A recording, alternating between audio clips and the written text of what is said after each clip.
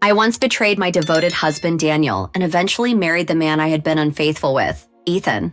For a long time, I convinced myself I had moved forward, carving out a new chapter in my life. But life has a way of circling back.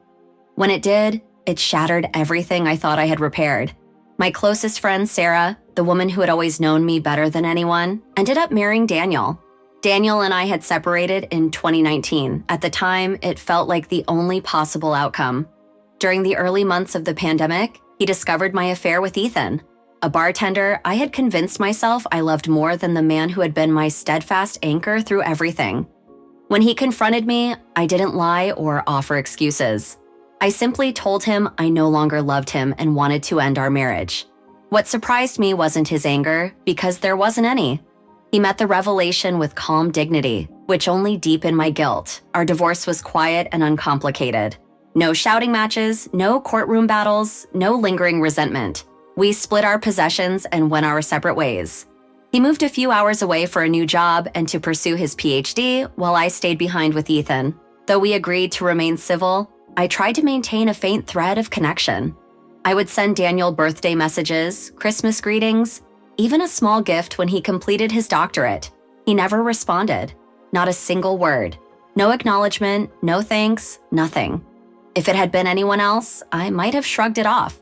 But Daniel had always been the type to handwrite thank you notes, to notice the smallest acts of kindness. I knew he still did. My parents and his brother continued to receive his cards, but I got nothing. It stung. I told myself he needed space. Life with Ethan was chaotic. He already had 2 children from a previous marriage, and when I became pregnant, our home became a whirlwind of responsibilities. Meanwhile, my friendship with Sarah, my confidant for years, began to fade. She was constantly buried in legal work and teaching, disappearing for stretches at a time when new relationships consumed her attention. So, when our communication waned, I didn't press. Her last message, sometime in early 2022, mentioned being stressed at work. I assumed we would reconnect eventually. That summer, Ethan and I traveled to the city where Daniel lived. I reached out to Sarah, hoping to meet for coffee or lunch, but she didn't reply. I felt a twinge of disappointment, then let it go. Months later, at a Thanksgiving gathering with old college friends, I spotted her across the room, radiant, poised, holding a drink. I approached, smiling, and she gave me a quick, stiff hug. "I tried calling you this summer," I said. She paused, then replied flatly, "I was on my honeymoon." My stomach sank. "You got married?" I asked cautiously. "Yes," she said, guarded. "To who?" I breathed, already fearing the answer. Her words hit like a punch. "Daniel." The room spun. All I could manage was, "What?" I stammered. She cut me off sharply. "Don't act surprised. You broke him. We didn't even start talking until years after your divorce. You left him for some guy at a bar. You don't get to be hurt now." Her words pierced me, harsh yet true. They burned deeper than I expected. That weekend, I was consumed by alcohol and regret, haunted by the vision of Daniel and Sarah together, the 2 people I had once loved and trusted above all. When I returned home, I wasn't the same. I grew distant from Ethan, snapping over trivial things, drowning in old memories.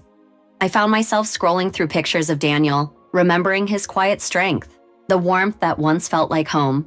His absence felt like a wound I had ignored for years. Eventually, Ethan confronted me. The argument was merciless. I admitted I had discovered Daniel and Sarah's marriage and how profoundly it had shaken me. Ethan didn't seem surprised. "I've known for months," he said bitterly. "It's everywhere on their social media. You just didn't want to see it." His words cut. I accused him of keeping it from me. His tone turned icy. "Do you still love him?" he asked. "No," I said automatically, though my voice betrayed a flicker of doubt. "Then why does this destroy you?" He argued until dawn, leaving me hollow by morning.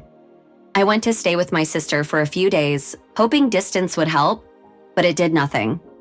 Upon returning home, the tension between Ethan and me ignited again.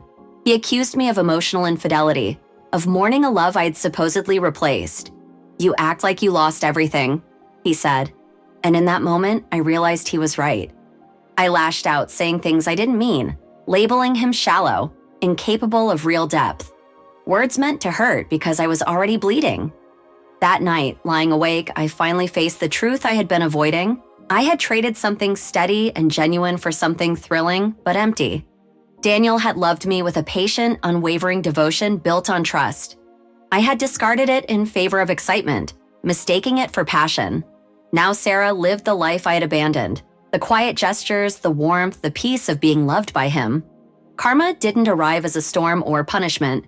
It arrived quietly, in the absence of being remembered by the two people who once defined my world. Standing amid the wreckage of my choices, I realized the true loss wasn't Daniel or Sarah. It was the part of myself I destroyed when I stopped cherishing what truly mattered.